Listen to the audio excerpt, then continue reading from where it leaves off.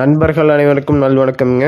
நீங்கள் இந்த பதிவில் பார்க்கறது ஒரு நல்ல பெருங்கூட்டான 3ஆம் ஈத்து மயிலை மாடு மற்றும் கிடாரி கன்றுடனுங்க. மாடு கன்று இரண்டுமே சுழி சுத்தம்ங்க.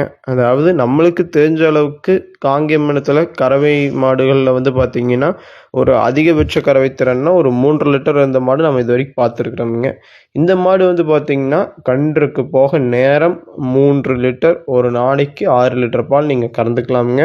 நம்ம கேரண்டீடாக சொல்கிறோம், நல்ல அதிக கறவை திறன் கொண்ட மாடுங்க. அதே மாதிரி ஷோ குவாலிட்டியும் சரி, குணத்தில் பார்த்தீங்கன்னா இன்றைக்கி ஒரு கும்பாபிஷேகம்ங்க. காலையில் விநாயகர் கோயில் கும்பாபிஷேகம்.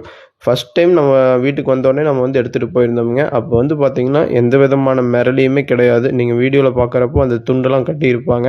அதெல்லாம் பார்த்தீங்கன்னா கோவிலுக்கு போனது தான். அத்தனை கூட்டத்தில் முன்னாடி போய் நின்று ஒரு புதுசாக ஒரு அத்தனை பேர்த்த பார்க்குறக்கு எந்த விதமான மிரளியுமே கிடையாதுங்க. நல்ல சாதுவான குணம் படைத்த மாடு. கறவைக்கு கால் அணைக்க வேண்டியது இல்லைங்க. அதிகபட்ச கறவைத்திறனுடைய மாடு. நல்ல ஷோ குவாலிட்டி அமைப்பு, நல்ல முக லட்சணம்ங்க.